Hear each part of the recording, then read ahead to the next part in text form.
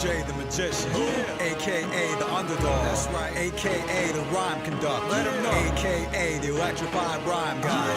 A.k.a. well, you about to hear a whole lot more descriptive types. Just the grind dropping, I triumph with short topics, I'm thriving. Just time in the line in my rhyme posture. I got the knack for that. I sat back, after that I came back.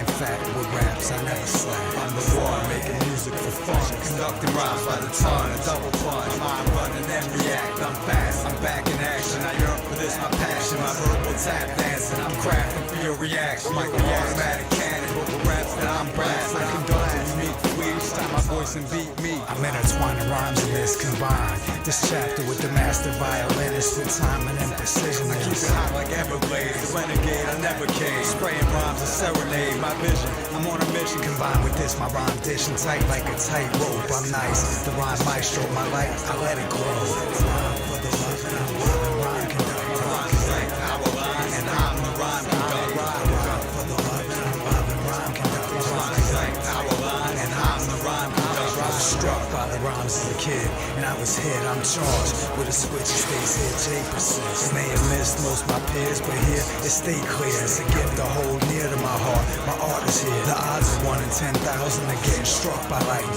I know I've been chosen, one of those with my right. Exciting, igniting, so nice when I'm reciting.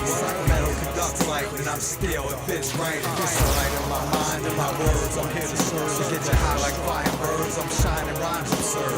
In all honestness, mind the rhyme conduit. It's the art that I'm sparking, dropping this monster is. Honor this like voltage warnings, I keep it warm and I'm storming. The man with two voices, this voice I named it natural disaster. My persona to bring storms to microphone. The resonator, mind the rhyme generator. For the love and I'm loving rhyme conductor. Rhymes like power line, and I'm the rhyme conductor. For the love and I'm loving rhyme conductor. Rhymes like power line, and I'm the rhyme conductor. I conduct raps on these tracks like a train, I remain. My mind raining in rhythm, I'm driven, the orchestrator. Spraying art fiat like I'm a torch flame. I'm like a natural disaster, I'm a type of force of nature. Recording flavor so precise, I might morph into a laser. Concentrated orator, hip-hop culture preservator. You can get it now, or you can get it later. Graffiti breaking, rapping, DJ demonstrator. Box creator, mom and son collaborator. I'll amaze you with my zen when I put pen to paper. Electrified, the moving verse creator, the earth shaker, reverberator. The vernacular, spectacular, that's an illuminator. Illustrating, image making, drawing rap conveyor. College communication major. Tap the track, vindicator. Whack rap disintegrator. Live on every track, human echo, place to make a place to make a place to make a place. Rhyme conductor. My rhymes is like power line, and I'm the rhyme conductor. For the love and I'm loving rhyme conductor. My rhymes is like power line, and I'm the rhyme conductor. My body ain't the same, I got skin, but in my mind, it's like strong storm still at night. That's right. With lyrics hammered out, strong as steel. Damn, son, where'd you find this?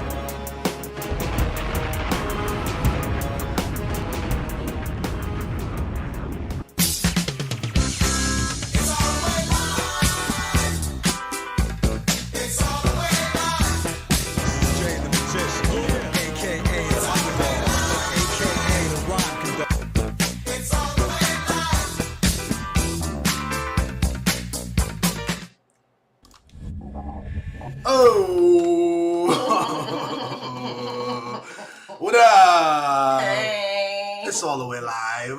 Hey. It's Saturday, yo. It's the season finale Season of Saturday morning cartoons. Yes.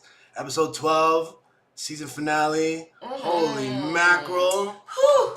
Feeling What good, a, baby. What, 3 months? Man. Yeah, yo. Crazy. We got 12 episodes in. I don't know how the time has flown.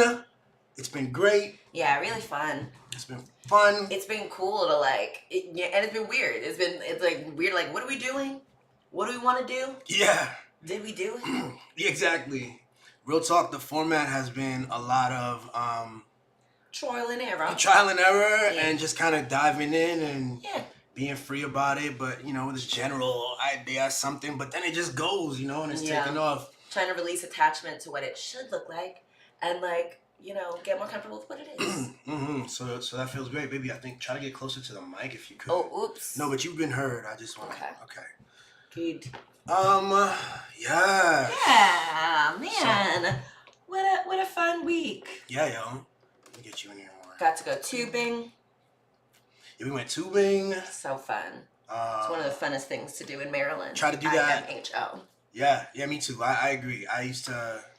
Have I told you a story? Yeah, the first time introduced 3 years ago. I'm like, tubing, and then did it, and it's been great. We do it every year, at least once. We've done it once every year, and so this time was with our friend Sakura. Yes, super fun. It was super fun. Hell yeah. Yeah, and Saturday. What's up? What else is going on? What else has been this past week? We just been working, been creating. Yeah. Babysat the nieces. Yep. Created some stuff. Mm-hmm. Thought about some things. Oh man, it was really interesting, like, to reflect on last week's Saturday morning cartoons. And like, we came to a realization kind of about our process. Like, what we had been doing, we were like, on Mondays, we would kind of just think about things we might want to talk about, just see what popped up on our, like, social media feeds, and if it was anything of interest to us. I think I realized that who we are, what we're interested in on Mondays through Wednesdays is different than how we feel on Saturday mornings. Yeah. And so, like, I think it'll be interesting in the next season. I'm excited for us to, like, not be so attached to, like, oh, okay, we thought about this on a Monday. Let's, gather all the information and, like, talk about it on a Saturday. Because, like, we can talk about whatever we want.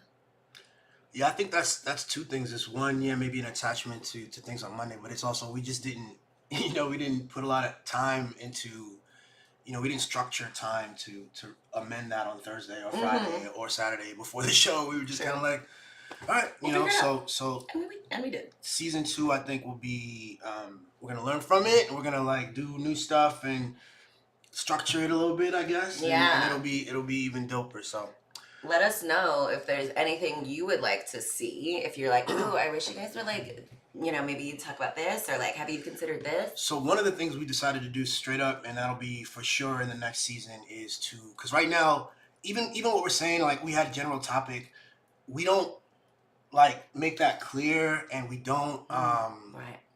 Yeah. we're not intentional about it. We actually, like, a lot of times we strayed from it and we didn't get on it. So we're thinking, pick a topic. We're gonna put it in the title of the video from the jump. So it'll be out like when we post it, I guess, on Wednesday, Thursday.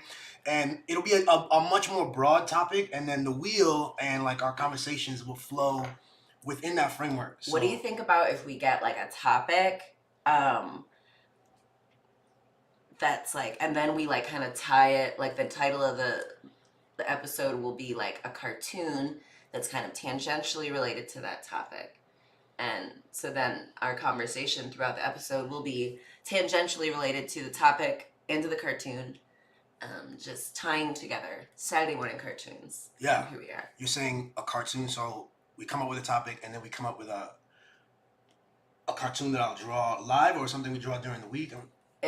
I think a cartoon like that other people have seen, to kind of like connect it more to the idea of Saturday morning cartoons. I like being meta about shit, so we can like, not only it can mean this cartoon that we can like, chit chat about just as a jumping off point. Sure. Which cartoon? I don't know. We'll talk about it. Okay. When we'll think of maybe a topic and see if we can connect that topic to a cartoon that other people might have heard of, or at least that we've seen. And then, you can see. I'm with that. Yeah. Great. Okay, great. I love that. Yeah. Just trying. Chatting it out. Yeah. Feeling good? Yeah. You want to do the wheel? Yeah, let's do it. Let's do the wheel. This has been a fun evolution. Okay. Wait, hold on. We got to get this. All right. So today, really, I think we wanted to kind of model that, though, and have today's episode to be about the season. So, like, the season, and sort of the art and everything that we've done to kind of get here, I guess. Okay. Yeah. And we're gonna spin. Oh, it's wait, it's about to be 11:11 too. That feels auspicious. Fantastic. The wheel. The wheel. Spinning the wheel. Spinning it.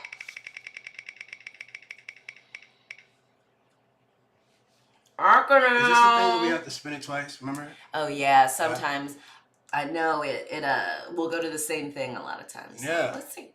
So let's see what happens here. And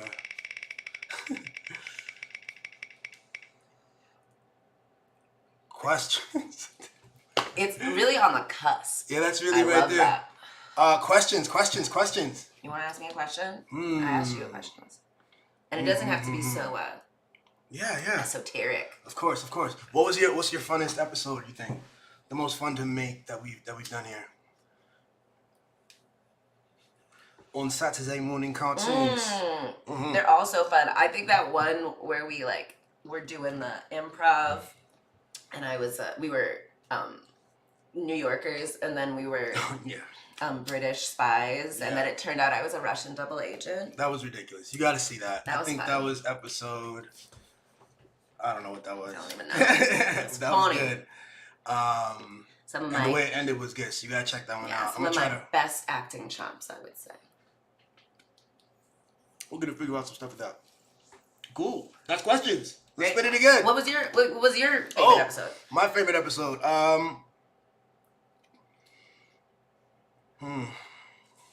Just like you, yo, they were all great. Like I get it. Like they all feel really good. Yeah. And they all kind of tied in. They all had different different approaches to, I think, a similar theme about like being accessing the self and allowing the self and being present. I don't know. It's all kind of stuff from different angles, you know. From making the mistakes, let's say on a travel trip, or when you're younger and kind of forgiving yourself, or most recently the stuff we did really was more direct in terms of the gender politics, you know. But beyond that, just like the feral women one was a discourse on like being free and being observed, you know, or being free from observation, from perception. So anyway, all that to say, what's the best one? Damn. And you could also... You know, the Lizzo one sticks out. That one sticks out for some reason. I'm not fully sure why. And also number 5, the one that's like, we didn't even spin the wheel, we just talked for a bit. So those two stick out to me. Love that. Yeah, those are powerful. Love chatting with you, baby. So fun. Yes. Good job, baby. Thank you. All right. Yo, we've been watching Moon Knight. Oh, should we do a reaction to Moon Knight? No, it's fine. Moon Knight's been like, it's a slow kind of burn. It's interesting and funny. But it was confusing kind of until more recent episodes where you're like, oh, that's why it was confusing. It was confusing, you know, for many reasons. Anyway, sorry, I don't want to spoil it. So y'all gotta go watch it. Y'all gotta go get you a Disney Plus subscription. Ask your brother, ask your friend, ask your mama. Yeah, man. That joint was it is good. I really liked it at the top, and then it got really a little bit confusing for me, and I was kind of like, what's happening here? But then they've peeled it back a little bit, and they cover some really crazy stuff. They cover some deep, like, psychological territory. You know, about the human psyche and all this stuff. And I feel like it's a similar joint to the other one we were watching. What was that? Peacemaker had that, but also Severance obviously had that. Severance, yes. Interesting, right? Absolutely. Yeah. Interesting. Yeah. Interesting the things that we're drawn to, and yeah. And like the different like messages that like clearly other people are grappling with, and you know. Yeah, and it's cool. It's not so much like I'm a good guy. Exactly. And I'm a bad guy, and like you go 70 years ago and you watch, you know, the art. And you have to give it its due in its space and its time. But the complexity of characters, the complexity of situations, obviously the art reflects the society. It reflects the artists who are making it, but also the needs of people. Like, people don't want to see a character. People won't show up for a character who's like fucking always one note, always does this thing, you know? Like, what does it mean to be Who's Superman? not human. Mm-hmm. Right? You see how like Superman, they had to deal with like some of his challenges really as a child. Like, what does it mean to grow up as that? So anyway, there's a lot of that. It's A lot of the pretty tough. influence of like how our childhood affects, you know, the choices we make and the person we are like as an adult. Yeah. The idea that like, you know, not realizing how much of an effect your childhood has and like your parents' traumas and like all those things, how much of an effect that has on who you are as an adult. And My argument is that it's all one thing. So, but that's strange to consider because we just don't talk or think about it that way. But it is that it's all, everything connects, and it's like things from the past, things in the present. There is a future existence that for us is a future thing because that's how we perceive. We perceive along a linear time path. everything everywhere all at once. Everything everywhere, but there's all this stuff that's already here, and I've been toggling between like a desire to kind of just be because of like a freeness from it because it's already as it is, but then also you toggle on a capacity to press into something, you know what I'm saying, and say I'm going to take an active intentional position here. And I think things shift around that. That's the crazy thing. Things shift around that in ways we don't get. So that's dope. And all those another piece of art you just mentioned, the movie. Everything everywhere Exactly. all at once. These are all, and they're all just kicking these crazy notions of new ways of looking at what we're experiencing. I think it's really dope. Yeah. The idea that like all those future versions of you are actually also you already. And yeah. Also, I want to note, you said toggle twice. Such a straight, I don't think I've ever heard you say toggle before. And so to hear you say it in like a 5-minute span on a Saturday morning, I was like, huh. Toggle's like a video game thing in my head. It's like a boop, boop, boop. Yeah. Toggle. Love it. Wanna spin the wheel again? Interesting. Cool. Or do you wanna... Okay. Yeah. Love it. Love what you said. Do you have something? Is there? I mean. No, it's cool. It's cool that everyone's like, lots of people are also grappling with these concepts. I'm like, oh shit. Are we all the same? Are we all going through this? Are we all really fucking confused and just trying to like fake it till we make it? And like be like, I'm an adult. I know what's happening. No, we don't. And we're afraid that we're the only ones that don't know. But I think none of us know what the fuck is going on. And it's we're okay. all trying to guess. Yeah. And we're all trying to like hoping that like, oh, our parents, they kind of knew what was going on, but they didn't know either. That's crazy. But it's okay. We'll be good. It's okay. Yeah. Look at how far we've gone not knowing what the fuck we're doing. And you can forgive yourself. And you can forgive the people, whoever it is, because they're all, everybody's in the thing. You gotta be, I don't know. And like, just be like, oh, cool. Like, use it as clues. You can be more intentional now about like this experience and shit. Real talk. To me, the most powerful thing about that is the realization that then those things, the concept of whatever I thought I was, whoever I am, is malleable. It was created. It was pieced together through a set of like a whole life of, I'm 39 years old, 39 years of experience and labels and stories and ideas and words. Fears and anxieties, legitimate, illegitimate, whatever. Like I was able, I sort of picked it up through a process, and so that means it can be unraveled. The stuff that doesn't serve, and this is interesting because I think the process for me really started with not being observant about when I tell a lie, like being observant that I lie sometimes, and when I started to notice that and pay attention, I noticed the other stuff that came with it, like a tight stomach, what I'm saying? Like the moments when I became this, and it was like, so what? Because other times I'm flowing and I'm free and I'm happy and I say whatever. It's like, what causes that? Like, what is causing me in a certain moment to pull away from my truth and contort and try to lie, you know what I'm saying? Or tell an untruth. Yeah, pretend. Pretend, something, anything, any small thing, you know what I'm saying? And like that awareness of it, then it turned into, yeah, Billy, you lie sometimes. Sometimes you are a follower sometimes. Sometimes you're, you try to look better than you feel. Sometimes you know what I'm saying, try to avoid conflict. all this stuff. So that, okay. And so started to pay attention to it. And when I saw it, then it was like, oh, let me try. The next time I was in a similar situation, what happens if I bring a truth this time, you know? Because you were lying to avoid these things. You were afraid of a conflict here. You didn't want to go. What happens when you bring a truth, you know? And, nothing, it worked. Everybody, things like... No one died. Everything moves around, and now you're freer. You're more like people accept you. You know what I'm saying? And that was powerful. And you know what's funny is like observing you, because you're like more playfully like you talk about like if you gotta wash dishes, break a dish, and now everybody's like what? Well, you talk about like okay, I'm the oldest brother kind of thing, and you're like the sister who part of your thing is like. You mess up sometimes, you know what I mean? Like you're not really paying attention, Exactly. I mean, I'm the fun, I'm fun to hang out with. Like I love hanging out with my older siblings and stuff, and just being like, cool. What do you want to do? All right, sweet. Let's do this. Let's do it. But your thing is like you're not. But yeah, I will also, if in my youth, in my college days, like if I hadn't done like dishes in a long time, I would just like throw them away and get new dishes.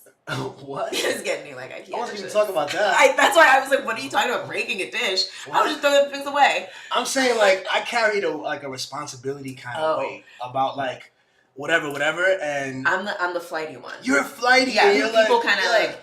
I don't want to say take care of, but kind of clean up after a little bit. And not in like a terrible way, like I'm, committing a bunch of crimes or like, burning down my life and sort of things. But like people are just like, you don't have much of an organization system. I'm like, I do. It just is very personal to me and my perspective. That's so funny.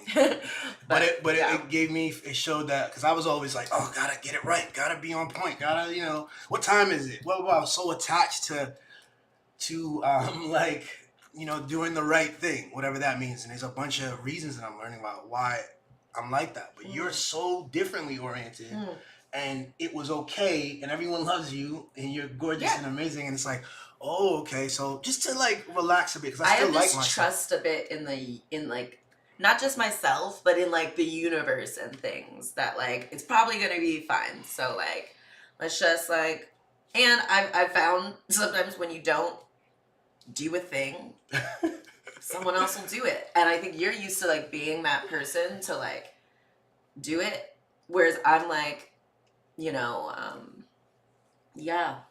don't know. But it's so funny because I had to remind you, you have tattooed on your chest. Man got tattooed on his chest, trust the process. And it's fun to like, like alert you, draw your attention back to like, you already know all the things you need. All the tools are already inside of you. So much so that you saw fit to tattoo on your chest, trust the process. So you're just gonna do that. It's gonna be good. Funny story on the trust the process tattoo. So this is back when I was like first starting BB Digital, and I was like kind of hardcore, like hardworking, hustle culture, grind kind of guy. And my whole thing was I don't trust anything. You know what I'm saying? I don't do trust. And so the phrase that everyone knows is trust the process. That's the phrase that I think is kind of the more popular phrase. But in my mind, I was going to remix it. I want a tattoo that says respect the process. Okay. You already know the end of the story. My shit says trust the process. But I went to thing and I'm like, respect the process. And he goes, he wanted me to, we picked a font, blah, blah, blah. I see it on the paper and blah, blah. I'm like, wow, okay, great. And we do it. And afterwards I look and it's trust the process. So, and I went like this. I looked in the mirror and I went like, what? And then I was like, and I immediately had this moment like, wow, there is nothing anyone can do about this other than obviously you can redo it. But then I had to, so I had a laugh. I had like a panic. Followed by like a laugh, and then I paid son and tipped him. Everything he did was on point. It was exactly what I wrote or had trust the process on the paper on the joint. So I walk home and I was like, wow, interesting. I was supposed to have trust the process on my chest. Yeah, you know what I mean? And that's what it is. So interesting, man. You were trying so hard to hold on to this attachment to like this is how this concept is. Respect the process. You have to, blah, blah, blah. And like your body was just like, Yeah. okay, this is actually the message you need. Yeah. And so awesome that, immediately like, I can get it, removed or changed or like, but you're like, no, trust the process. Yeah, do exactly. The thing it's so funny that your body is fucking telling you to I do. immediately connected it. I connected it back to the Christopher Nolan film, what is it? Memento, with the dude with the tats, it was like, what I'm saying? The stuff that, and the way he did it, the things that were tatted are most important, are things that are like truths, even in a space of a lot of confusion. Things that will reorient him, Yeah. If he should lose his memory, Exactly. he has like a map of messages to himself Exactly. to like know who he is. Like, wow, I love that concept too. So yeah, so it just hit me and I was like, okay, and obviously there's another way of looking at that where like, oh, it was actually just a mistake and all that stuff. But I actually prefer and can choose the other joints, so I fuck with it. You know what I mean? Whose perspective on it is a mistake, Yeah. What do you mean? Like, you wrote it down, you checked it, someone tattooed it on your body. Can we really say it's a mistake? It's so interesting. Exactly. And it's like, obviously that was the thing you were supposed to do. Exactly. So interesting. Yeah, I'm glad I spelled it right because that would have been the thing. Trist the process. Trist the princess. They're like, what? Wrong in several ways. No. It was so funny. Okay, so I also love that movie Memento. I love the idea of writing messages to yourself. And so I have here, can't really see. It says esse quam videri, which is Latin, meaning to be rather than to seem. Ooh. Also like the state motto of North Carolina. I think. Which I'm like, really, North Carolina? Where did you go so fucking wrong? No, I'm just kidding. North Carolina's fine. But yeah, I love coming back, reminding myself, like, when I feel those, moments where I think you were talking about the times when you want to lie. When I feel those moments when I want to seem like a cool, awesome, interesting, funny, pretty, like, smart person, I'm attached to an image of seeming like those things rather than just like I am smart, I am interesting and fun and cool, and so when I can just relax into that, trust the process, and just be like, I can just be, everyone loves me, I feel better, I feel more like, oh great, I didn't even have to try. Yeah. Me being attached to controlling how this happens, like controlling other people's perceptions of me, it's not only futile, it's also the thing that was making me feel bad and scared and insecure. That's how crazy that works. It is the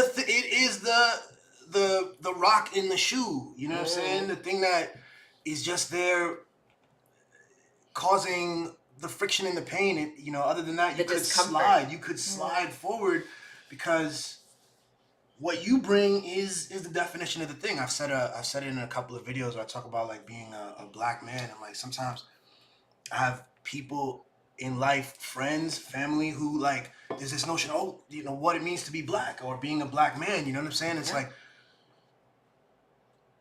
and my response is, I bring that. I define that. You know what I'm saying? Like, whatever I do is that. Exactly. Whatever I am is that. Whatever I do is that. And that's what's crazy is that we're all ambassadors for these labels who, in different contexts, they mean something. In other contexts, they don't mean something, but they can be huge because of the stories that people have in your mind. So, like, so I'm always that. When someone meets me, they have to upgrade their definition immediately. Do you see what I'm saying? And that's the power we all have at all times. And yeah, boom. Hell yes. I definitely feel that. I have felt in the past, very like when I'm in certain spaces wanting to be like a good ambassador for black people, for women, for queer women, queer black women, like just dark-skinned women, and I felt like this attachment to be like, I gotta prove this. Like I might not get another chance, and it might, my failure to help other people see, people who look like me as like more than whatever the image they had. Like I felt a lot of pressure, to get it right and like, you know, I started to realize, like, actually, whoever I am is, you know, the only thing any of us can do right is be ourselves. Like, that's the only thing I can get right is being Sheba. So it's and that's not what gonna you're look like best anyone at. else. And that's what Exactly. you're best at. And the minute you attempt something else, you've diminished like your, you know, you're in their race now. You're playing on their terms. And again, think how subtle it's a subtle self-definitional difference, because almost any that thing that feels like a weight, that thing that first feels like a weight or burden that you have to whatever, flip it and then become internal rather than external. Be aware of the internal rather than the external, the gaze. And it's not a weight. It is, again, it's power. Yeah. It's you understand that you are you, and you walk into things and you're the demonstration. And I have this, you know, realization that, like, everyone else is probably also worried about, like, you know, I want to look smart and cool, and just, like, I don't want people to call me out for being weird or whatever. And, like, they're so wrapped up in, like, not looking however they don't want to look that, like, I realize, like, they're not even focused on me. So they're probably actually reading me in a very positive light. They're probably like, wow, look at that person. I wish I was as, you know, blah, blah, blah as this person. And so, like, I use that knowledge as, like, a comfort. Like, actually, I'm probably my worst critic. I probably look really awesome, and what I'm saying is funny and profound and witty and cool. So, like, just be in that. Just chill. And what's crazy is as I'm articulating this mode of being that I think is great, and I can access it sometimes, and I feel, but no, I'm struggling too. I'm in my head all the time. I'm always like, you know, and that's what it is. But that's the energy and that's the experience, that's feeling in life. Yeah. And I just think there's a better experience when you're kind of aware of this yin and yang thing, and you can pull off lenses and put on lenses. You can, you know, you can focus in and add your value, or you can pull out and realize that none of this matters, you know? And pull out and understand that maybe that's still adding value. Like, sometimes you need people to just, like, listen or look like they're listening to, like, help someone else, blah, blah, blah. Anyway. And, yeah, no, like, don't beat yourself up for just the things that seem to, you're naturally inclined to. So, like, I like to write things down and have, like, little messages. Like, words of affirmation is certainly one of my love languages, and I need a reminder every once in a while. Like, this information that we're all talking about right now, I know this, it's inside of me, but, like, sometimes you forget, you know, lots of times you forget. You'll go through long periods where, like, you forget that, and you're self-conscious and just like, oh, I'm not being good enough, whatever. So I like to write down, exactly, you know, just a little reminder, like, oh, just be. Don't seem to be. Yes. And it's like, and those instances are okay too.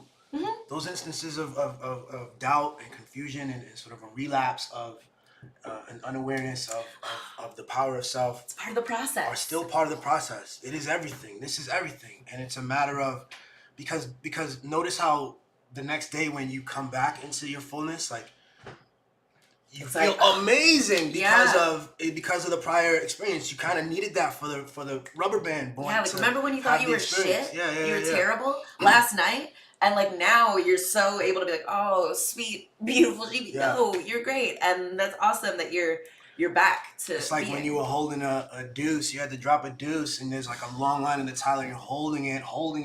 Finally get in the toilet bowl. What happens? Woo! I would have shit my pants in the line. What was that? I would have shit my pants in the line. This happened. Remember, I almost. Remember, whatever in New Orleans. Oh my gosh. We were walking around Frenchman Street, and we were, like, gonna get these, like, tin type. That's good. These tin type, like, old timey silver whatever photographs, and it was, like, taking a long time and things. And Billy was like, I was like, yo, I have to go to the bathroom, and she's like, okay, yeah, I don't know. I'm like, okay, yeah. So I bounced, and I'm trying to find, and it was it Mardi Gras? No, it was there for the. It was Halloween. It was Halloween, so wild stuff, parties, people all over the place. I felt like I was in a movie, man. I'm dodging like this like huge like person on a still. You have such a pleasant face too. Everyone's always trying to, like, talk to you and say hello, and you're so kind. You respond back, so you're probably like, oh God. So I run into, like, these restaurants, and they all had lines, you know. So I was like, oh my gosh, and I'm realizing this This is a rare, like 5-alarm kind of, you know what I mean? This is not a drill. This is not a drill. We gotta go. And so I out of the rest, I went to 2 restaurants. They all had lines, and then finally I saw a porta potty, and I was like, okay. And the porta potty had 1 person, and that person bang bang, and then you're like, yes, I'm free. So, it's like you're a new person, right? It's like a new person, a new perspective. It's like my knee again, like knee surgery. You know, that time, that pain of it. You know, for a while you forget what being good and normal is, but I had an appreciation. I had an appreciation for walking.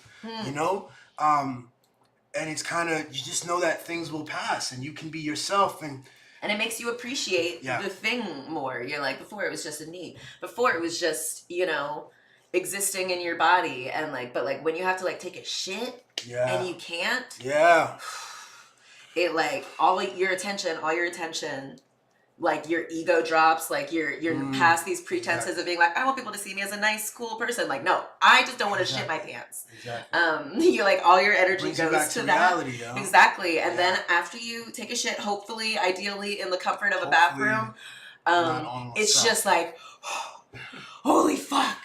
Now who am I again? Wow, Billy. Okay, I'm in New Orleans. Wow, I didn't shit my pants in the street. And now you have a great story, right? And then I go back to Sheba and tell her the story. And I'm still looking through these like pictures of us trying to like choose. I wouldn't have made it actually, because at first I wasn't sure to leave. Like I was like, oh, maybe I shouldn't leave. Let's try to handle this. And then I was like, no.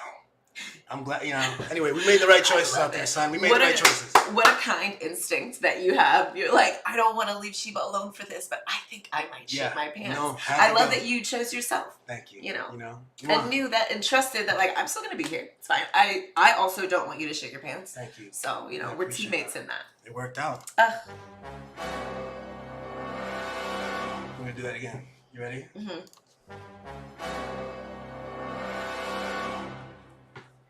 One more time. Okay. Ready?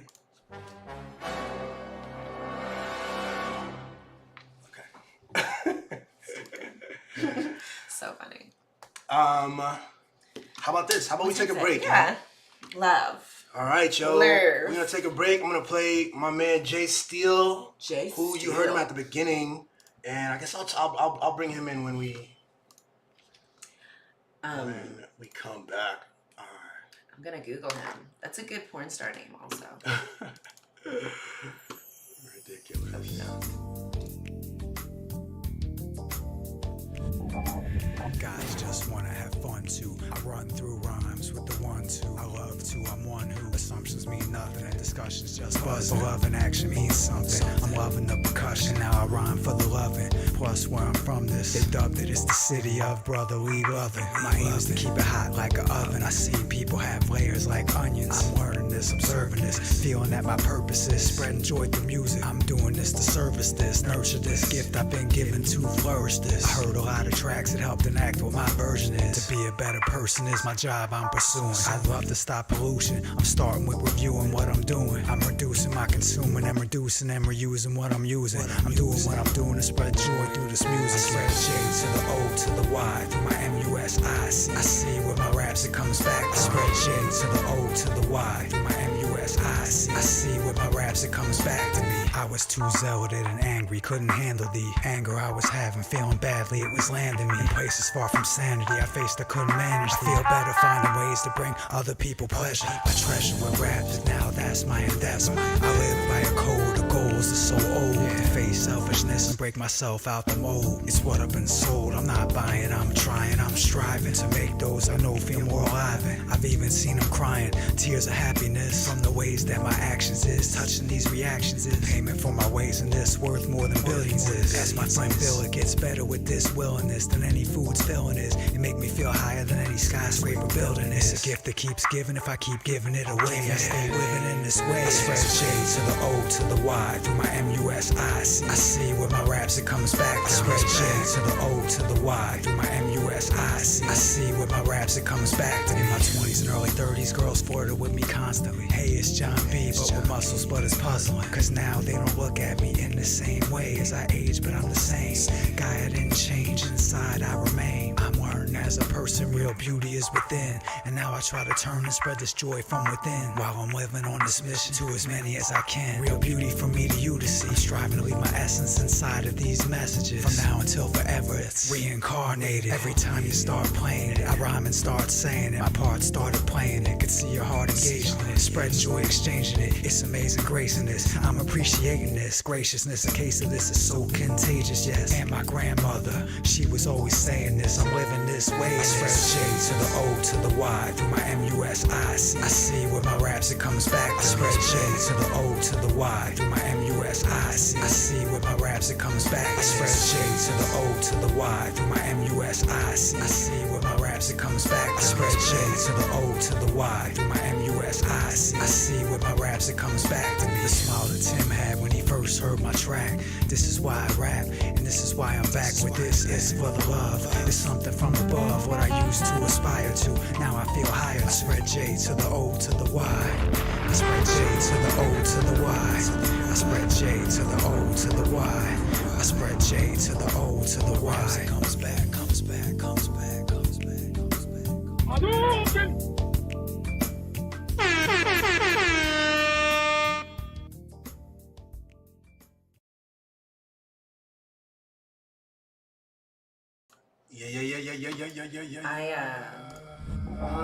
How'd you spend the break, babe? I spent it rewatching my stories, all the stories I posted yesterday.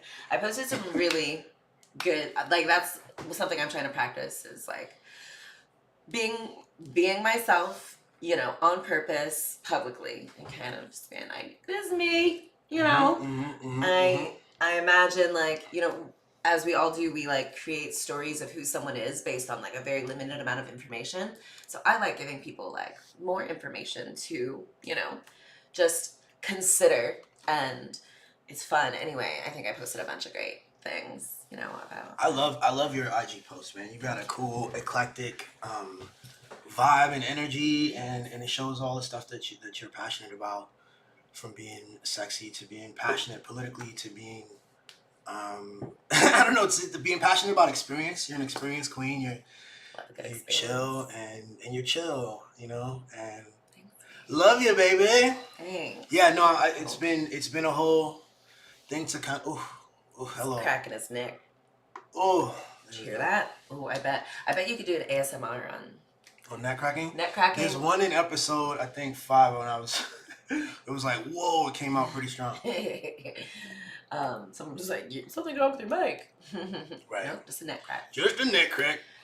Anyway, yeah, you also have, I love our lives. We're so fun. I love our, like, lens through which we see things. It's, like, fun. And our song choices on certain things. That's, oof. Yeah. Yeah, me too. So who's this Jay Steele guy? Yes, Jay Steele, yo, that's my man, yo. He's been rapping for a while. And he's been an activist, a writer. How did you stumble upon him? Jay Steele, I think we met through activism, frankly.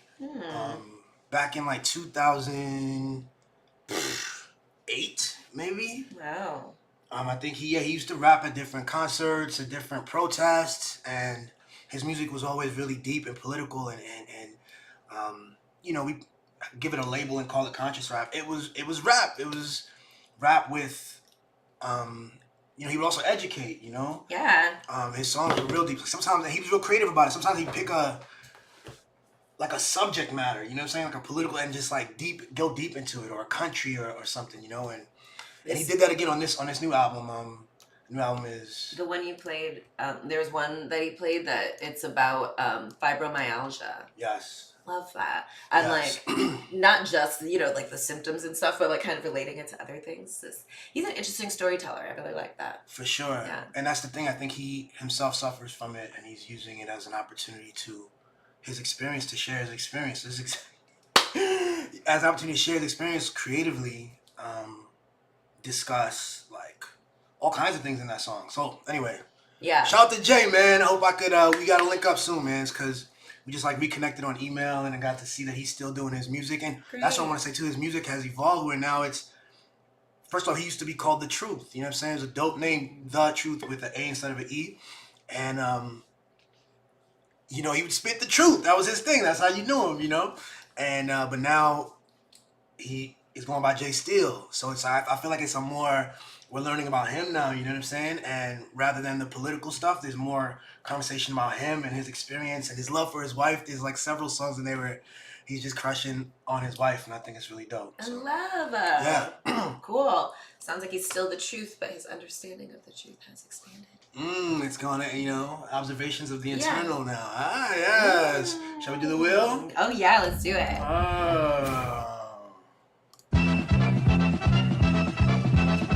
right.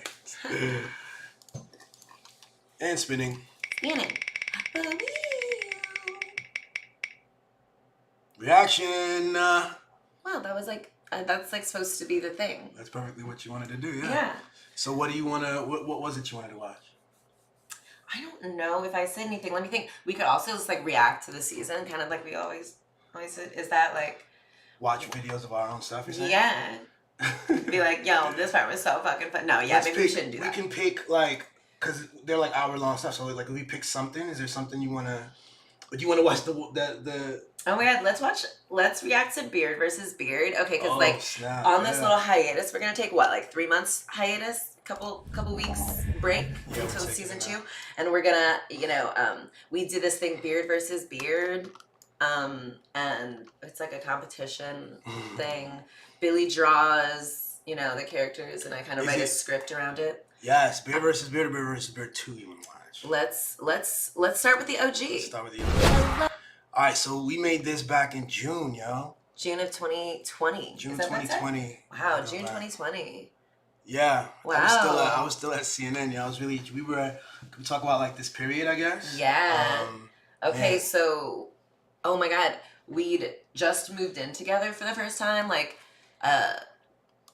2 months before in March, you know, and the pandemic had just hit. We were a little over 1 year into like our relationship, knowing each other. Yeah. And, yeah. So yeah, we were mid-quarantine. We're trying to figure out what to do. I'm at CNN. CNN's like, we're getting all kinds of information. It's crazy. Actually, it's pretty intense. I started to feel very anxious about it. We got letters from the CEO and they orchestrated something where, because with lockdowns, we would be able to drive. We had letters that would let us, if we were pulled over, we could say, hey, this is a scene. I'm driving. I got my papers. Exactly. Wow. And then there was a whole system orchestrated for the parking lot and this whole kind of COVID prep, but nobody knew what the fuck was going on. And anyway, I was stressed. We're trying to figure it out. The truth is, too, like, my whole sensibility about CNN also was really dragging, and I knew I needed to leave soon. I didn't really know, but I just felt motivated, and you were such an inspiration. We were creating stuff already, and then I think actually one of my coworkers I don't know, again, I'm gonna try not to say names, but one of my coworkers, he was like, yeah, go for it. You know, he himself was a writer, and he writes books and children's books, and he had this whole process he was going through and creative outside of his day job, and he was trying to pursue this thing. So he's like, yo, listen, get into practice, and I think the best thing to do is to just do it, and to so I came up with a thing. I said, once a week I'm gonna do a cartoon. Remember that? Right. Mm-hmm. And so that was a real ringer. It's a difficult thing to do because I still had the day job, and there's life and everything. And I was just like, all right, we're gonna do this. And so so we did a couple of cards. We did several things together. We had the 3D joint we did together. Mm-hmm. But Beard versus Beard was one we did together. It was amazing. I think also like you kind of like reevaluated though that goal. You wanted to, sometimes when you like make up the goal to like do something, get it out. Doesn't matter what it looks like, just get it out. You sacrifice the storytelling aspect of it. So I liked on like these ones, you were like getting more intentional about. I mean, I don't want to toot my own horn, but I feel like you had an idea for this like kind of thing, a Beard versus Beard thing show, and like you had these kind of concepts of the images of what the people might look like, and then I like crafted a story around it and like helped flesh out what it actually would look like more, and like it was good. Great collabo, babe. Yeah. Also, context, beard versus beard, because I was for the first time growing my beard, and I've never had hair like this except around that time. I was just like going for it. So I'm dealing with like beards stuff for the first time. Beard now. versus Billy. All right, let's see. You're really grappling, I think, with it too. Just yeah. What do I do? What do I do with the beard? Is it good enough? Is my beard good enough? Wow. That's interesting. Just let it be. Hello, my internet friends. We are back again for this week's episode of Beard vs. Beard. Our first contestant is a bestubbled Adonis serving Mr. T on Casual Friday realness, and I'm living for it. Contestant number 2 is a hirsute hottie giving me autumnal Lion King fantasies all year round. This next contestant also has a beard. Ooh, and a mustachioed cutie. Contestant number 4. I have a question. Yes, contestant number 3. You know that's a dummy with a fake mustache, right? And remember, today's winner gets a full year supply of yogurt from our sponsor, Pretty Cool Yogurt. It's pretty damn cool. Last chance to vote. Ooh, it's getting hairy out here, y'all. Honestly, the way I see it, all our beards are excellent. I mean, we're just all winners here. Am I right, guys?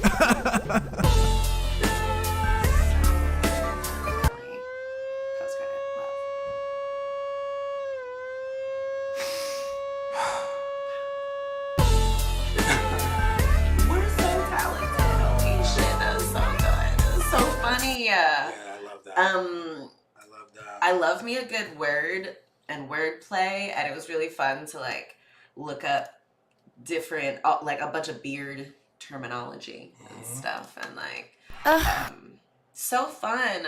Yeah, no, exactly. We Hirsute hottie. Yeah, Hirsute. You wrote the whole thing, man, and just crushed it, and then and they were all like, yeah. I mean, fucking so funny. Oh yeah, so I came up with these characters, and then you looked at the character and just started to come up with like a cool, funny personality of them. Yeah, and then at the end of it, I just knew. It's so funny watching that now. Like, I tried to make it like a competition at the end, and I tried to show like, because I felt like there were things I couldn't say. You know what I mean? So I was like, hey, and that I don't know. I feel like that's funny to see how that comes out. Right? Yeah. So funny. And like we really leaned into the like insecurity about your beard. Like, your lens of maybe how other people saw you is what like, it's like a self-portrait. So interesting. So funny. And then I did a couple other stuff. We jumped into lots of other cartoons. Maybe we should kind of go through some of these. But then eventually we came back to Beard vs. Beard 2. So Beard vs. Beard 2 was August 2020. Dang, that's great. It was like 2 months later. Yeah, 2 months later. Well done. And it was just like every week we were like, all right, every week. So the thing when you do a cartoon every week, it can't be too heavy on I guess dialogue unless you make it in a certain way. So I started to come up with ways to like make it work. In order to get every week, how do you do it? You create a very tight scene, and you kind of have 3 or 4 camera angles or something. And so, but anyway, that all kind of developed slowly, and this was Beard vs. Beard number 2. Missed you, my beloved internet friends. Thank you so much for joining me for this latest episode of Beard versus Beard. Let's jump right in, shall we? The first of our Brizzly combatants is bespeckled, bewhiskered, and can align my chakras any day. I bow to the divine in all our beards. I hear tell this next contestant is a barbate bad boy from all the way across the pond. Right.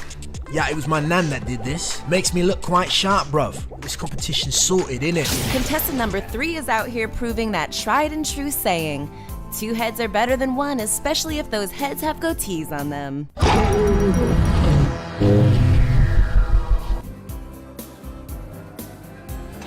Okay, I see contestant number 4 has a familiar face and a greatly stepped up beard game. So, what the fuck was that? Hey, watch your language, buddy. This is still a family show. Anyway, now's the time to vote. I wouldn't be surprised if we find ourselves braided up into a 3-way tie. Bushy bow. shaggy sugar daddy. I got beard puns for days. I love that one. I love both of those. Yeah. Do you have to turn me up? So funny. Yeah. That feels good. Yeah. I love like reveling in how like clever we are and talented. It's so funny. Yeah. It's really hilarious. I feel and good. each character is so distinct. That British accent Thank you. is so good. It's just really Thanks good. so much, love. Appreciate it. Crazy.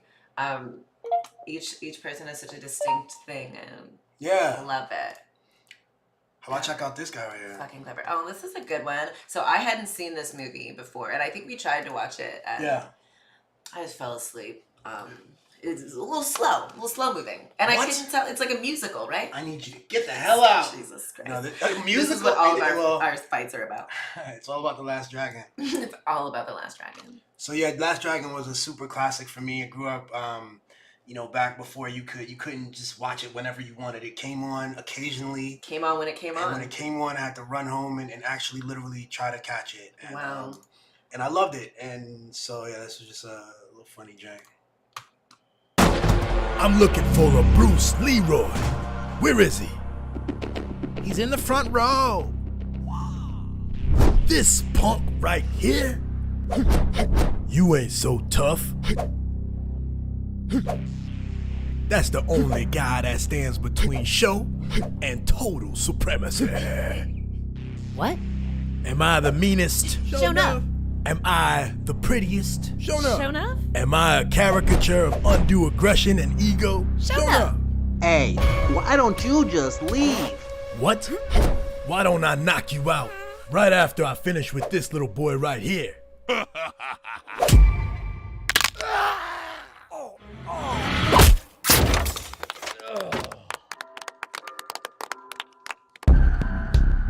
Really good. Oh. So, wanna grab a drink or something? Nah, I'm good. Cool. We're so funny. I'm obsessed with that one. That was good. That's so funny. that's one of my So favorites, for sure. is that like,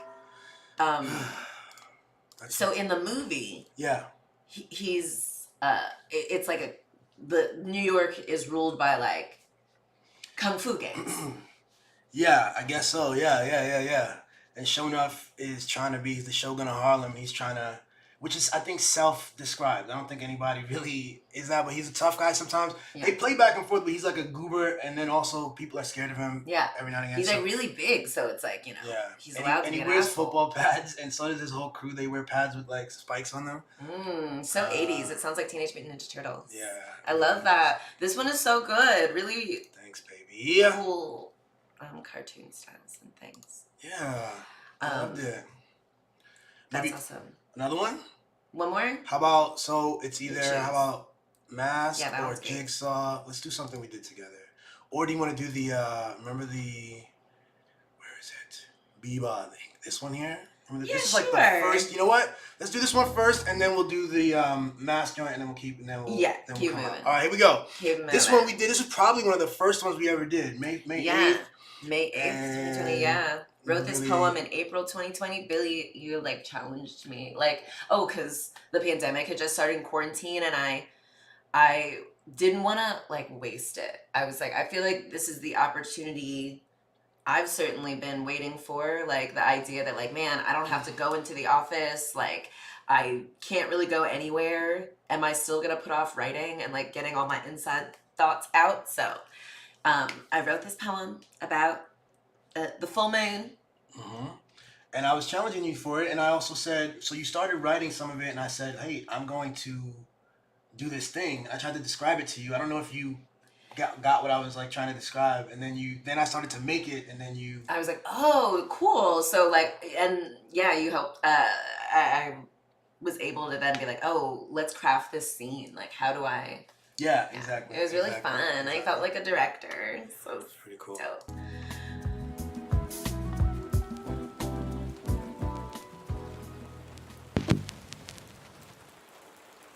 At least once a month, when the moon is full or things feel chaotic, take time to mull, identify, and discard thoughts that no longer serve us. Like obsessively checking on past lovers, treating self worse than you'd ever treat others, letting opportunities slip by just because you're nervous. Ancestors now to us have presented chance for untended dreams to be advented, to put action behind them or go on sleeping instead.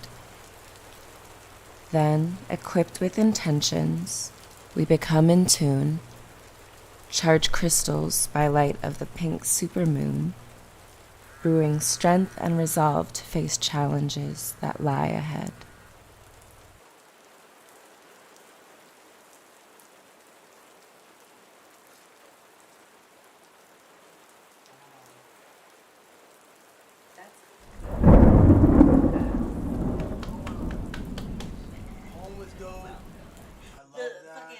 Animation. This is what, so it's 3D modeling technically? Yeah, so this is Blender, which I use for a lot of 3D stuff. But yeah, so just built everything in here completely from scratch. In the notebook, I wrote out the poem like on paper and scratched through things. It was like all these drafts. Yo, I took a picture of it. Like he uploaded it or whatever, and that's an actual image of the poem. Like, how fucking clever. Apparently also it's very difficult to make water, and look at this reflection.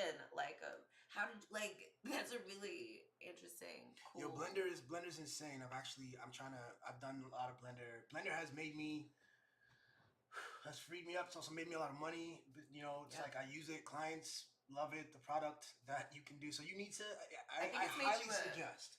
It's made you a better artist too, I think. Oh man. Now you think of, light and shadow in different ways. And so we just had for about 30 seconds, we had the mic down. But but I feel Blender's fantastic. I want to suggest it highly to everybody because it also does the 3D. The other stuff you saw, the 2D drawings, also Blender. Cool. So imagine that, A lot of functionality. And it's a free program. So, get the kids in there and yes. Yes, kids, get into this stuff. Everything's made up and it's really fun. It's just another medium to tell a story and get your thoughts out. And you'll end up like Billy, maybe, and have a really cool life where you get to create, everything. Cool. One more? Yeah. This last one?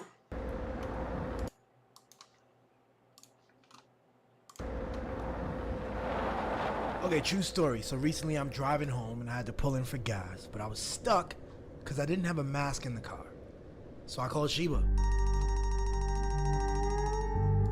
Hi, my love. What's up? Hey, baby, what you doing? Well, it's full moon, so I'm just doing witch stuff. Why? What are you up to? Huh. Okay. Yo, I'm getting gas real quick. But we don't have any masks in the car? There's definitely a mask in there, baby. I should have a cute one in the glove compartment, I think. Right. I do see that one. Don't we have any regular masks, babe? We just don't carry those anymore? When you say regular masks, you mean... Meaning a normal mask, baby. Just a face covering with 2 loops for the ears. Nothing crazy. Pretty sure my cute mask has loops for the ears. Sheba... Billy! Protection from COVID-19. Check. As an added bonus, that mask is gorgeous. When I wear it, people cannot help but compliment me. And honestly, it's kind of magical. Ooh, magical, huh? Yeah. I think you'll see what I mean, babe. Right.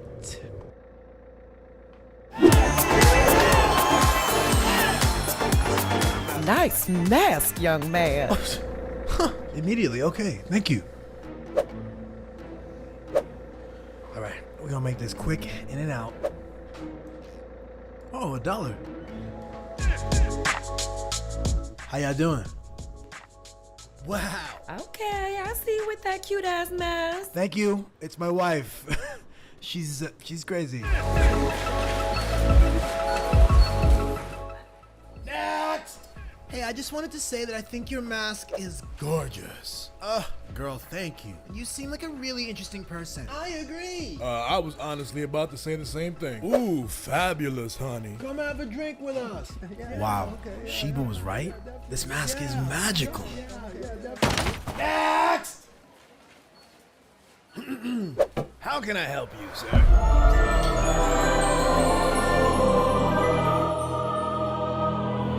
Sir? Let me get $20 on tank 3, please. Thank you. Would you like a receipt? Nope, thanks. You don't have anything to say about my mask? What about it? Not my style, frankly. Look, I'm a magical talking mushroom. We like to keep it simple. But fuck it, I think it's pretty and it works for you, buddy. Next!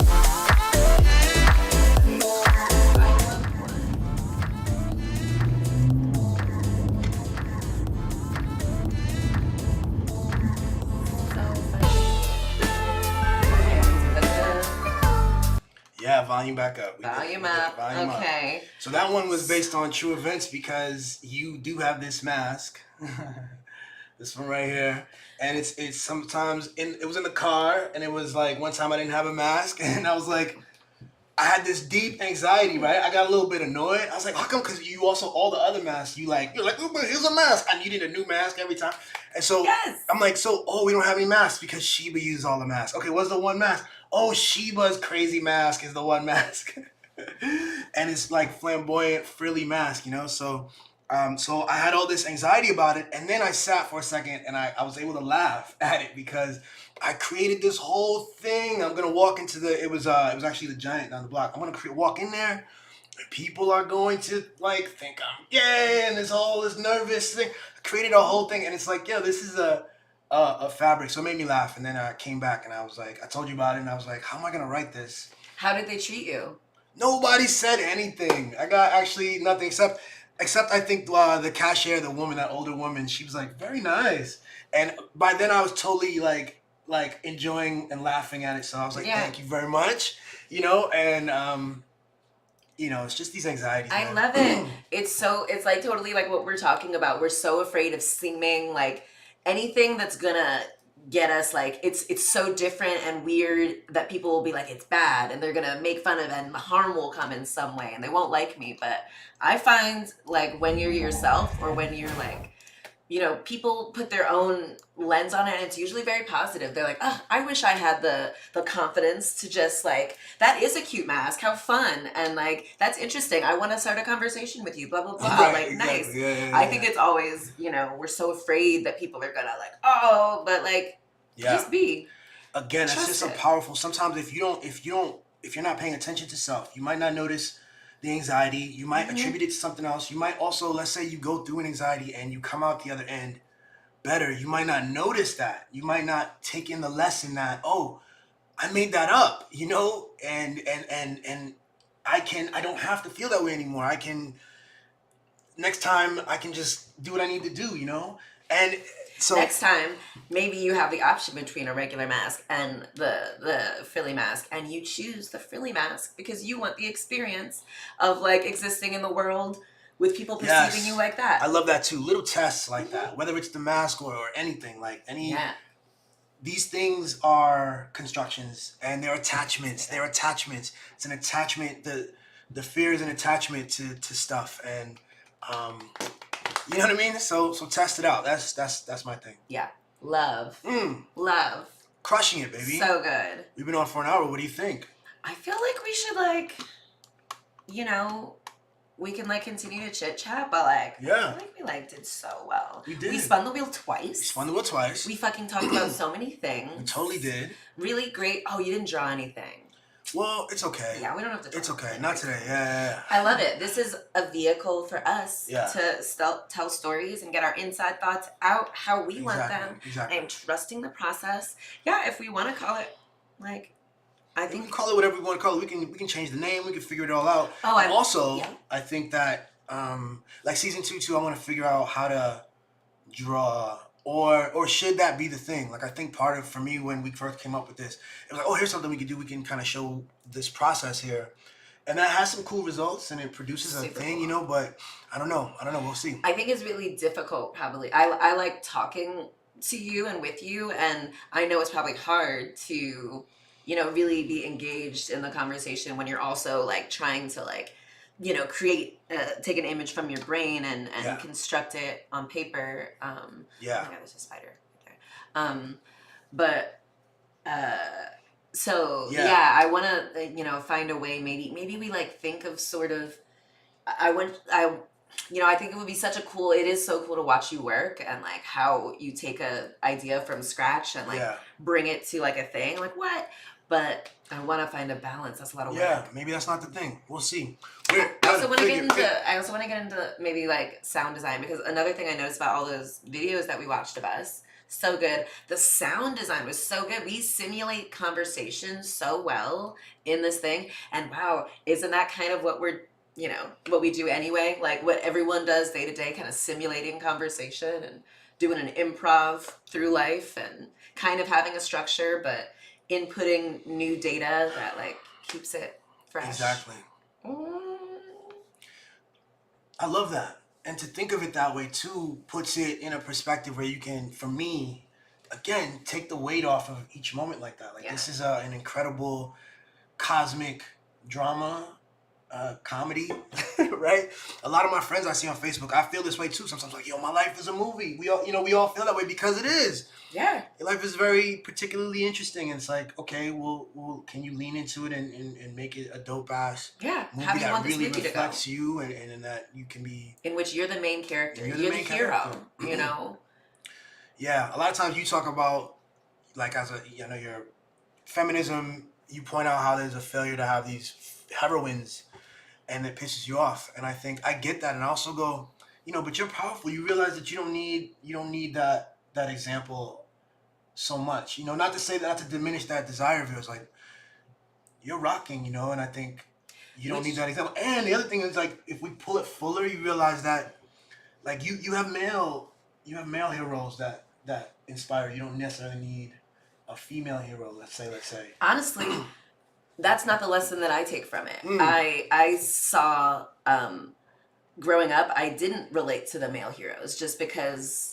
Oh, I told a story about, like, we used to, when we were kids, we would, for Halloween, be Teenage Mutant Ninja Turtles every year, you know. And this one year, this boy, I was probably, like, I don't know, 6. This boy was, like, I was always Raphael, of course. And this boy was like, you can't be a Teenage Mutant Ninja Turtle. I was like, what do you mean? One, but also why? And he said... Because you're a girl. Not because I'm a human. You know, not because, like it's an absurd thing. It's a made-up thing. But, like, I saw early on how attached we get to the made-up concept of gender and who can perform what, you know, in those things. And so... The shit is deep, son. And that, like, okay, you know, I'm awesome. And, of course, I don't need to see myself in. Yes, I do. And boys need to see themselves, like, women as heroes, because look, you can't even, it seems so small, but he can't even imagine me as a Teenage Mutant Ninja Turtle, a fucking cool ass hero with my friends because I'm a girl. See, this is what I'm talking about. This is a meaningful thing. You combine this othering in all these ways, including the images that attach, you know, it attaches so tightly. The Teenage Mutant Ninja Turtles are boys, and boys are boys. Of all the things, they're not... It's such a weird... I wasn't a teen. Yeah, I wasn't a turtle. Exactly. I wasn't a mutant. And he's not. I wasn't a ninja. And he's not. Exactly. And the only, but he's allowed to be it, even because he's a boy. Yeah. What? And that's rough because for me, Teenage Mutant Ninja Turtles were huge for me. And it's so funny you pick Raphael. For me, I picked Donatello. And what's interesting is most people don't pick Donatello. Like, I used to always have an easy path to Donatello because on my end, just the way, now that I'm older, I can see how I think. Donatello's the most useful. You know? They could all fight. All fight. But Donatello's making infrared glasses and trucks and things like this. Are you kidding me? He's the clutch. He's MVP. And he's not like, hey, I'm the leader. Hello, everyone. And like, he's listen chill to me. about He's it. just Yeah, cool. He's like, he sees what needs to be done, and he's like, I got and this. he's into his stuff, you know. And that's so you. But it's so interesting because Cats. Everybody was like, great. So exactly. And I love a lot of people wanted to be Mikey. Yes. A lot of people wanted to be Leo. Well, I think did a lot of people want to be Raphael? Raphael was the best. You gotta identify as like this. Oh, I'm a sarcastic emo. I don't care about anything. Yeah. Very traumatized. Very, has so much pain and grief, and transmutes it to sarcasm. Like, oh, girl, that was me. And it was cool and funny, and he had nunchucks. No. What did he have? He had a what did he have? Side. What's a side? Oh, that's what I meant. The two knife You're things. talking about Raphael, right? Raphael. The two knife things. Yeah, knife things. Sure. The two knife things. They have extra like spokes, so it almost looks like a little mini tridents, kind of. Right, mini tridents.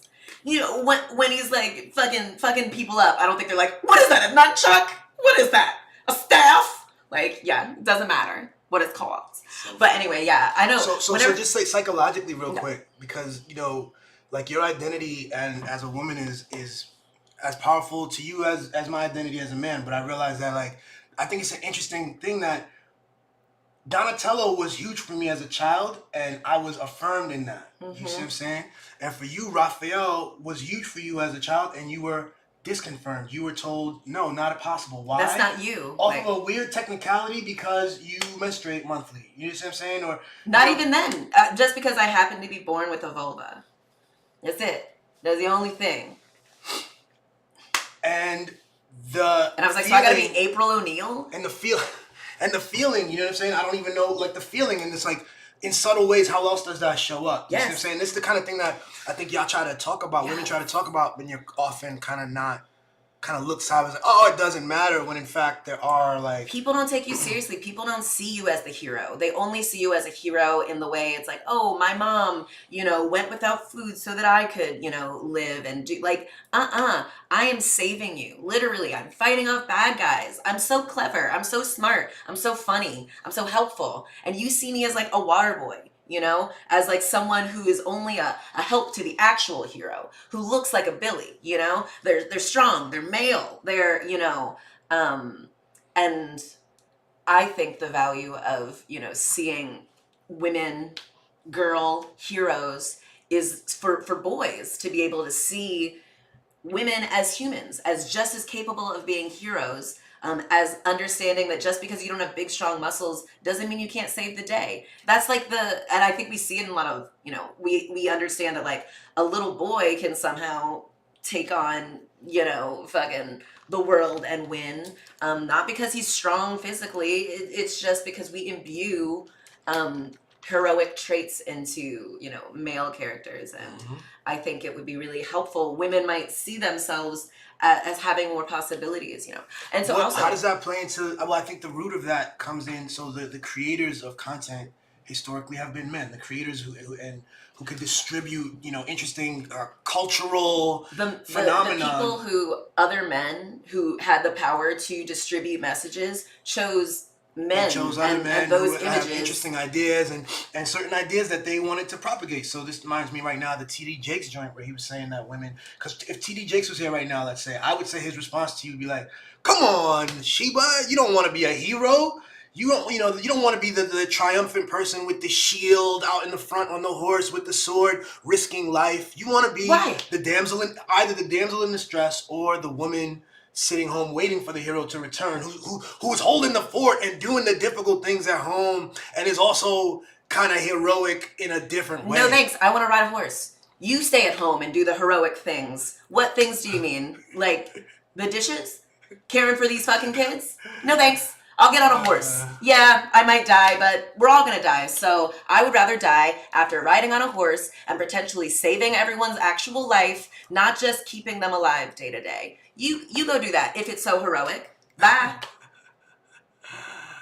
Yeah. So that's just, which is so interesting. These are roles, and it's like, that he would think he knows me and what I would like and what I would prefer to, how I would prefer to live my life than I do, the person who's lived this life for 33 years, only because he assumes I have a vulva. because I have boobs, he's like, no, this is what you would like to do. You don't want to be a hero. Absolutely, I do. What? I think too. If I can flip it now on the man side, like he himself, as a large black man with this mega church and this incredible following, he sees himself as a leader. He fits perfectly within the archetype that he has in his mind. That, you know, his life affirms everything that he's read and known. It makes sense, and he can't fathom, for instance, the idea of, let's say, well, first off, he also is attracted to the feminine version of that, like the damsel that he's going to, like that's who he wants to pursue, and he thinks most women should look like that. Do you see? And so it's all in a construction of his own. And then finally, and this was why there's appeal sometimes, is because I think on the man side, to be in the back seat for a strong woman, not a strong woman, like there's all these words we attach, particularly with black women, that's really weird, but to be in a supportive role for a woman who is front, it creates an anxiety that doesn't have to exist there, but it does, and it's because of that archetype. It's like support from a man, partnership from a man looks a very certain way. It's often very violent for some reason. They're always like, I would kill people for my family. What if all you had to do for your family was give them a hug, suck a dick? Would you do that? Would you fuck for your family? Probably not, which is a weird thing. We think. What do you mean? So like in you remember in fucking Forrest Gump. In Forrest Gump, okay. when he's a kid and, you know, his mom is a single mom for whatever reason, and she wants him to go to school. That's what's going to be best for him. That's how he's going to be best protected, have the best start in life, is by going to school. Yes. But the guy wouldn't let him in. And now she could have, a man would have said, oh, I'm going to kill this guy. That's the way. No, man, I'm going to beat this guy up until he agrees to send my kid to school. But all she did was fuck him. And did she get what she wanted? Yup. And I think we have this idea of what, like the things that women can do, what people want from women is not valuable at the same time. It's not as valid. It's not something that a man would do. Like what? Like why, you know, do we always tell guys that violence is the best way to solve your problems when like maybe love is she, and she's a heroic character, this character. She wasn't looked at. We didn't think of her as a bad person. We thought of her as a really good mom who protected her family and provided an opportunity. Maybe the whole story doesn't pan out if she doesn't do that. Exactly. What if instead of doing that, she cuts the guy's throat, or she beats him up, or she walks away and he has to go to another school or go to another or doesn't go to school. In the 60s, you know, did they have schools for, you know, children with developmental and intellectual disabilities? Probably not. And they treated them really poorly. They didn't have a lot of opportunity to live. They probably were like, you're a disabled child. You don't get to play football. You don't get to be in the army. You don't get to do all these things. Yeah. And so if she didn't, what's she gonna do? I think so. The question, back to the very funny question of, I guess, why would men fuck for the family? I think that like different situations, different people, men have resources. It's not just the men. It's like the way the world works. So for instance, that's why men coalesce around creative results that are like financial. Do you see what I'm saying? So for men, this is why the whole thing, it works out the way I see it. Like, but you think money is a different resource than sex? When women understand that it's the same thing, you know, landlords who are taking advantage of, you know, their tenants understand that I won't kick you out legally, even though you don't have money, because you'll suck my dick. There's a market. What you're saying is that people will do, and that exists, and that's what sex work is, and that it's not legal, that it's somehow seen as an illegitimate form of payment. When if you mowed my lawn, that would also be giving a service that I need and want, and it's not necessarily, you know, money. And if we trade services that are not sexual, it's okay. But sexual, like, that's a value thing. That's a value thing. They've carved out the sexual enterprise. Particularly, you see it's manifested everywhere. Sexual enterprise is rooted in religious stuff. That everything related to, particularly your vagina, is not yours, and you can't commodify it. Like they'll commodify everything. They will commodify ideas. They will commodify reality. And They'll they make will, you kill someone. Yeah. That's an okay thing, but like having sex with someone. Yeah, it's just I think it hits a lot of male anxieties, and I think that's all rooted in a whole culture that's been built where now that's some of this stuff is deeply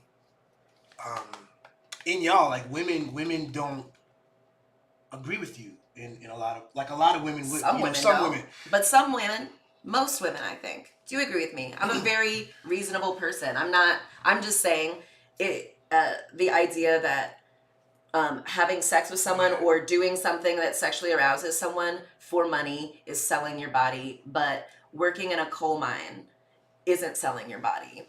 Being a boxer isn't selling your body. Signing up for the military, in which you are literally just going to kill other bodies, that's not selling your body. Right. And the idea that your mind is separate from your body. So if you are, using your mind to do labor in exchange for money, how is that not also selling your body? That we've carved out this very specific understanding of what is your body and what you can't do with it. That's very gendered. Made up. And the joke is too, because the dating game is all weird because there's so much anxiety around this. I think because it's like, where's the line? Sometimes I'm going on a date and the man is expected to pay stuff. You wouldn't like even your version of you don't demand that there's equal pay. Let's say on the first date or something. I think if someone asks another person out, if someone asks to have some of their time, you should pay for it. in the same way, like when I date women, and I ask them out, I'll pay. Gotcha. And the idea that like men feel so like, oh my God, it's like, I mean, a lot of y'all are not that interesting. Yeah. You don't have good taste in food. What else? Why would I waste my time, my otherwise valuable time, hanging out with someone who like isn't even going to pay me for it? My time is valuable, and I think so that angle is interesting, but I think straight up, if you orchestrated the thing, it's like if you invite somebody over to the house, have some water and some juice or something, you know what I mean? Like facilitate what you've initiated, you know what I mean? Yeah, or like make it worth my time. Yeah, like what, do you want me to hang out or do you not? It's cool. You don't have to, And I think when you set a standard for yourself, people rise to it or they don't. And so just look for the people who rise to your standards. Your standards are fine. We got here from TD Jakes. I'm trying to remember how we got here. And we got there before from Teenage Mutant Ninja Turtles, from this idea of what women should be, of what women have to be. And like how, I didn't grow up seeing a lot of heroes that looked like me. The people who were like the women characters, the child characters, they were not the heroes. They were the people needing rescuing. They were the people who depended on someone else to keep them alive. And that is not what I saw the reality of, life being like for most people who looked like me. And it was weird. I was like, I'm just as brave and smart and clever and fast and strong and like good at navigating through problems. I might not punch my way through every problem, but I've gotten through 35 years of life understanding how to like get my needs met and do things for myself and saving the fucking day. So I had to look at, this, mom character doesn't really resonate with me. This person doesn't resonate with me. The man doesn't resonate with me, but I would take cartoons, fictional characters, and I'd be like, I could do that. I would pick and choose parts from different people. I loved Dolly Parton, I loved Eartha Kitt and Pearl Bailey. People who like society would tell you you're a woman. You have to be a mother. I love that clip of Eartha Kitt where she's like, I think it was compromise. Yeah, she's compromise. A man wants to be in my life, and I have to compromise. Yeah. Absolutely. She's absolutely. You could tell she's an interesting character. I wish I could have had a combo with her. She would have been cool. Oh my god, she would have loved you. She seems interesting. It's nice to, the idea though that like women have to compromise. If a man wants to be in her life, she has to compromise. Why? you know, and it's never like, you know, and then they try to make it like, oh no, it's agreeable, blah, blah, blah. Compromise is a part of life, right? But the problem is if it's scaled in 100% in one way, or 80-20 consistently, if that's a cultural norm where the norm is for this expectation, for this burden, for this the burden of compromise, the burden of compromise, I have to sacrifice my body in order for to the make health this shape fit. One of us will have to, and this isn't an idea between two of us. That between just the two of us, yes. This isn't something that is for a moment and then we flip it, we do our thing. At every moment we re-up on a new kind of definition. As we do and agree. No, this is what it is. This is what it looks like, and that kind of stuff is deeply rigid and problematic, obviously. And I don't think it's love, and these weird definitions that T.D. Jakes is attached to, you know, are super problematic. But he's gonna keep being mad because as he continues to be himself and all the stuff that he's attached to, I don't see how he gets happier, because everyone I think is getting a greater connection to self. That's they're part of what's catching happening on. now. It's like, you know, they're not evolving their understandings of it enough, and it's showing. Like, I'm sorry, as he's gonna continue doing his thing, I am too, and I'm pretty sure I'm a more attractive, attainable standard when I'm just like, just be you. You'll be good. You'll make it. You know, you might get damned to hell, but at least, you know, you'll be among good company. And I think chances are it might be made up. So like, let's just live this one life, the only life that we are absolutely guaranteed we know we have. Live it and trust that you'll be okay. You're not gonna fall into, you know, squalor. Disrepute. You might fall into disrepute. You might fall into disrepute, but that doesn't mean you're not still going to be happy. You're not going to have all your needs met. You're not going to get to live your dreams consistently. You're not going to be able to create your life, your family. Back when I remember back in like 2008, around the time when I met and used to chill with Jay, actually, Jay Steele, or communicate with him a lot. There was a thing where we talked about how we were like, yo, there was a reminiscing and a nostalgia for like the 70s, for activism of the 70s. Yeah. Well, how come people aren't out? How come there's no sports athletes like Muhammad Ali? We were like, and then we came to the conclusion that these things happen when there's a groundswell outside of the person. So there's lots of people who have ideas, who observe problematic things, but they're fearful. There's a lot of ways that the world tells you to stay quiet, and so sometimes the people who do that are women, and we're not taught to see them as role models. We're taught to see Muhammad Ali. Where are the men standing up? But like, I follow a lot of women athletes who specifically do the same thing, and but we're taught, like, the powers that be, the media, you know, are still trying to give this narrative that, like, the men are the heroes. But it happens in subtle ways. So you're saying lots of athletes. I'm going to try to remember the thing. But anyway, it's about... you're saying the athletes...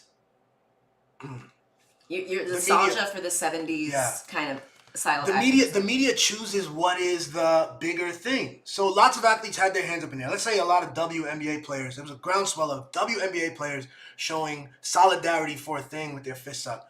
The media says, what's the peak of, what's the highest mountaintop that is doing that? And so they'll go to a male Olympic moment, right? This happens once every 4 years. There's a male Olympic moment, and this is the thing, and it is a thing, but there are all these other things that are being omitted, and it gives you the false understanding of priorities, of what's really happening. Mm-hmm. These are things that kind of can't be helped except to be very aware of it. Awareness of, you know, when you watch any sort of story, news, these are works of art. I'm going to say that again because I need to say that again. People love to pretend that there's some scientific thing going on when people talk about the news.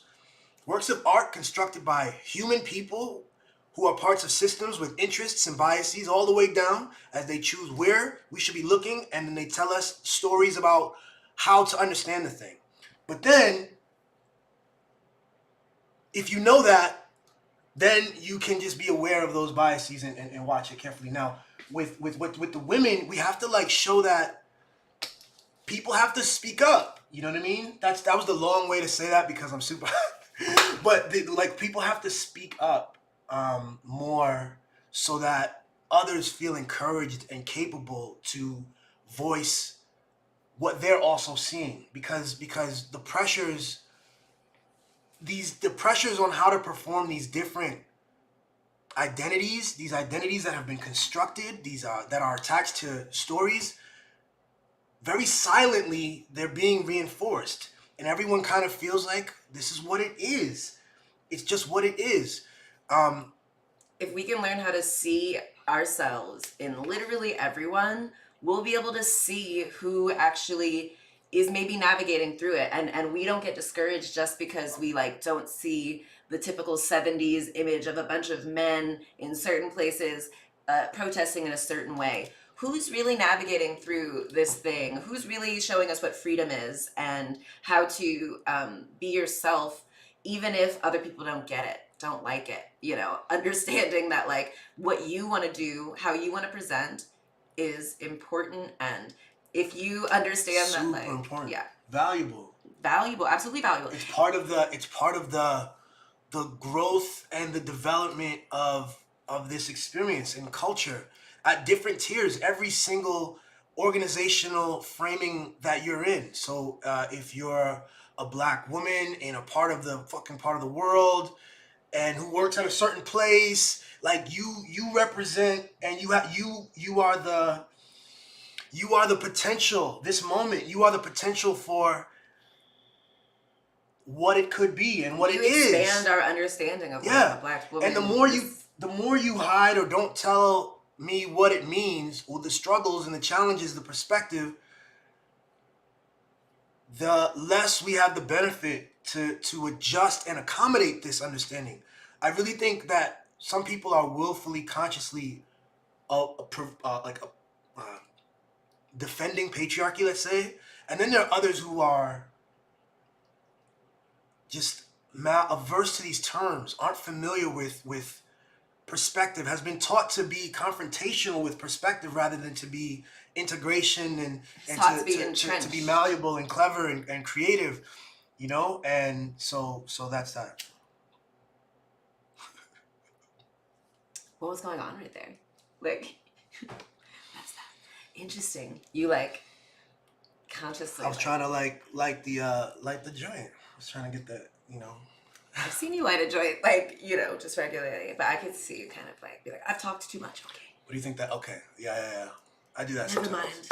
mind. So funny. Anyway, totally agree. Yes. But that failure is the difference between a civilization and a society that develops in a very creative way that evolves, you know, and allows for joy and has higher vibrations of experience and joy and experience. Joy and freedom. And another one where everything's constrained on one thing, like, you know, money and access, and that this thing drags everyone along, where we have to kind of perform. You're just a things. cog in a machine, and you don't know why you're there. You don't know why you're wearing the clothes you are. You don't really know the person next to you. You don't know the person, like, you don't know who you are in this body and things. And you don't have to be. Life can be about love and joy and compassion and oneness. And it's a trillion interactions, you know what I'm saying, at every moment, you know, creating stuff. So, y'all, okay. Okay, we at 1:30. So fun. Wrap it up? Yeah. Let's do it. That's season 12, yo. Oh, season 1. Season 1. Time flies. Episode really, 12. Man, so excited. So cool. We'll be back probably maybe October, I'm thinking, or September. Maybe September-ish. Okay. Yeah. Summer break. Woo! Summer break, yo. Summertime. I'm gonna leave you with my man Jay Steele. This is Jay the Magician, a.k.a. the Underdog, a.k.a. the Rhyme Conductor, a.k.a. the Electrified Rhyme Guy, a.k.a. well, you about to hear a whole lot more descriptive types. Just the line dropping, not trying for short topics, I'm thriving. Just timing a line in my rhyme posture. I got the knack for that. I sat back, after that I came back. In fact, with raps, I never slack. I'm the one making music for fun, conducting rhymes by the ton, a double pun. I'm running and react, I'm fast, I'm back in action. I yearn for this, my passion, my verbal tap dancing. I'm crafting for your reaction. I'm like an automatic cannon, vocal raps that I'm blasting. I conduct a unique fleet. Each time my voice voice and beat me. I'm intertwining rhymes in this combined. This chapter with the master violinist with timing and precision. I keep it hot like Everglades, the renegade, I never cave. Spraying rhymes a serenade, my vision, I'm on a mission. Combined with this, my rhyme dishing tight like a tightrope. I'm nice, the rhyme maestro, my light, I let it glow. I rhyme for the love and I'm loving rhyme conductor. My rhymes is like power line and I'm the rhyme conductor. I rhyme for the love and I'm loving rhyme conductor. My rhymes is like power line and I'm the rhyme conductor. I was struck by the rhymes as a kid and I was hit, I'm charged with a switch, it stays hit, Jay persists. May have missed most my peers, but here it stay clear. It's a gift to hold near to my heart, my art is here. The odds of 1 in 10,000 of getting struck by lightning. I know I've been chosen, one of those with my writing. It's exciting, igniting, so nice when I'm reciting. Metal conducts lightning, I'm still, it fits right. It's the light in my mind and my words, I'm here to serve. To get you high like flying birds, I'm shining rhymes absurd. In all honestness, mind the rhyme conduit. It's the art that I'm sparking, dropping this monstrous. Honor this like voltage warnings, I keep it warm and I'm storming. The man with two voices, this voice I named it natural disaster. My persona that brings storms to microphone.